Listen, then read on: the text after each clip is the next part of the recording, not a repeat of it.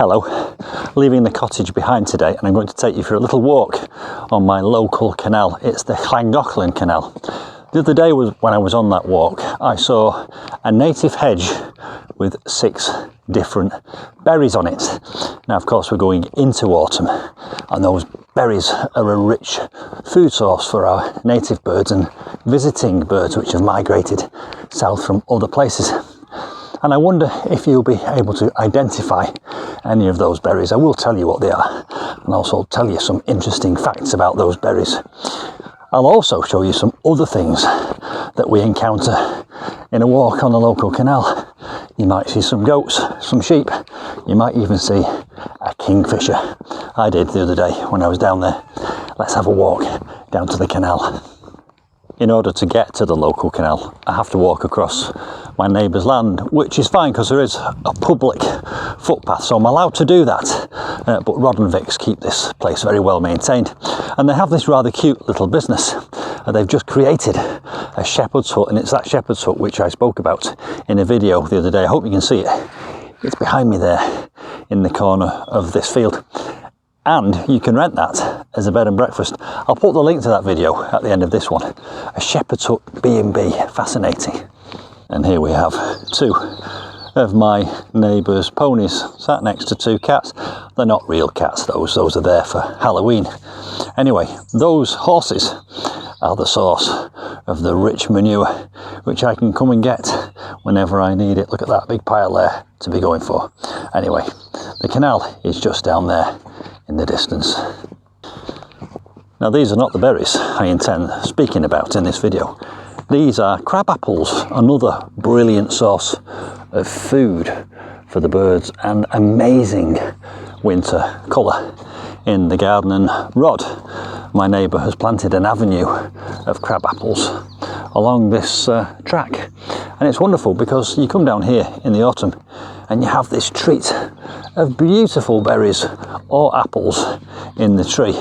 Again, this is another Halloween treat for the kids at school. Let's not be alarmed by that, but look at that down there. I can already see it in the distance, covered in red crab apples. Of course, you can make crab apple jelly with those. Look at that. How abundant are they? The blackbirds are going to have a feast this autumn and winter. Here on my right is a willow tree, and the Latin name for willow is salix.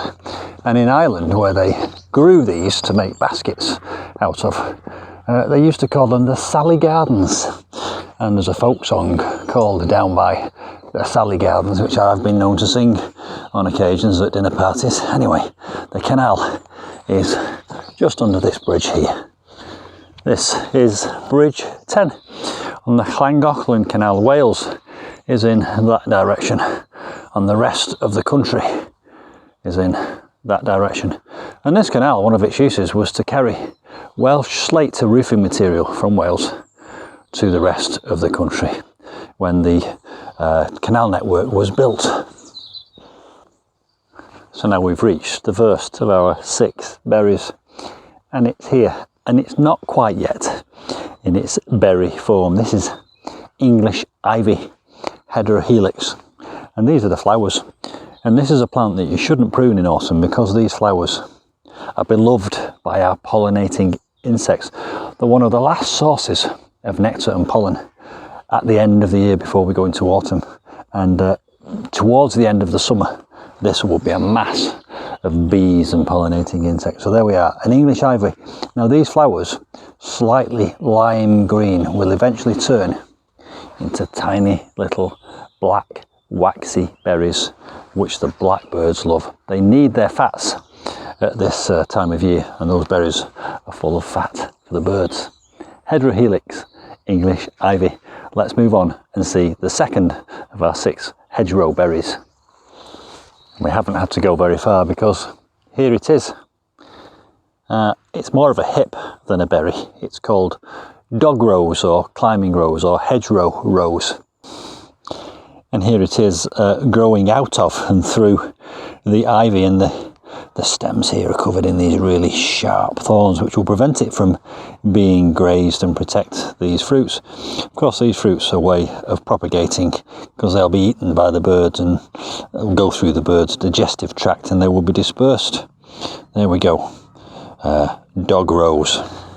We'll have a wander now and we'll see another few of our berries, but I hope you can see that behind me we've been joined by a canal boat. Those boats used to be barges and they would be used for transporting goods up and down these canals, but now of course it's more of a leisure industry, although there are still some barges on this canal and I'll show you some of those in a moment. Up ahead in the distance we're approaching a lock which is actually being used at the moment as a canal boat coming through from the opposite direction, and of course we've still got that one approaching from behind, so that one will go down the lock just after this one has come up the lock. Quite convenient. It never ceases to amaze me that these locks and the water therein is capable of lifting 30 tons of metal canal boat about 12 feet. Isn't that wonderful? A triumph of Victorian engineering. Now here's a berry that we'll all be familiar with. It's the common blackberry or elm leaf blackberry. It's like a rambling plant and it's rich in vitamin C for humans, but wonderful for the birds. Common blackberry. Just look at the lichen on these twigs. Now, some people think that lichen kills trees, but in actual fact it really just goes on to failing or dead or decaying trees, but it's a sure sign of good air quality. Look at there, lichen, and they're everywhere. And here's our next berry. In front of my eyes there is a sloe. It's the fruit of the blackthorn tree, and of course you've probably heard of sloe gin, and that is gin which has been steeped with these berries, and you're supposed to harvest them just after the first frost apparently, because that first frost will split the skin and let the flavours leach out into your gin.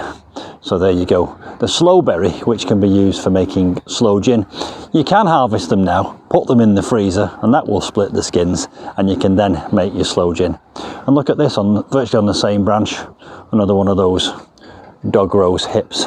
So this hedge is abundant with food for native and visiting birds. I'm going to show you another hedge in a minute, which is absolutely festooned in red berries. Just look at this. Behind me and above me, about 30 feet in the air in actual fact, this is the common hawthorn, also known as maythorn. And of course it's incredibly abundant now at this time of the year, and the birds will feast on this. I've noticed that they're leaving it alone at the moment, and that's probably because it's been very mild and there's still abundant food sources elsewhere, but they'll come to this eventually. Now, maythorn. Have you heard that saying, "Ne'er cast a clout till May is out"? It's an old English proverb, and it basically means don't take your coat off in the springtime until May is out. And it doesn't refer to the month of May, it refers to this tree, the maythorn. Don't take your coat off until there's leaves on the May bush. Now this is the entrance to our local marina, Swanley Bridge Marina. And look at that, a windsock. Now why would you have a windsock on a canal? Well, the answer is, imagine a very long boat coming out here in strong winds. That would give them an indication in which direction the wind is blowing, and if they come out here and they know the wind is blowing very strong in that direction, they can compensate by coming over here slightly before turning and going down the canal in that direction down there. So here is the next of our hedgerow berries, and this fascinates me because whereas all the other berries we've looked at are a dark colour, either dark red or black, this clearly isn't. It's pure white, and that's probably where it gets its name from. Snowberry or waxberry. Now this is a member of the honeysuckle family, and it's not really native to the UK, it's actually native to North America. And you mustn't eat these because these berries are actually poisonous to humans. Great for birds, but if you eat that, it will cause vomiting snowberry or waxberry. And these are those proper old barges which I mentioned earlier. Clearly not used for leisure purposes, but used for carrying goods up and down the canal network. And of course, before the steam engine or the internal combustion engine, these were pulled up and down these canals by horses. And I often wonder if that's where the phrase horsepower comes from. Anyway, that one's called Jellicoe, and that one is called Keppel. And I have to confess, I can't walk past that canal boat, or barge I should say, without thinking of that 50s dance troupe, Wilson, Keppel and Betty, that used to do that sand dance. Anyway, I digress. Let's get back to our berries, shall we?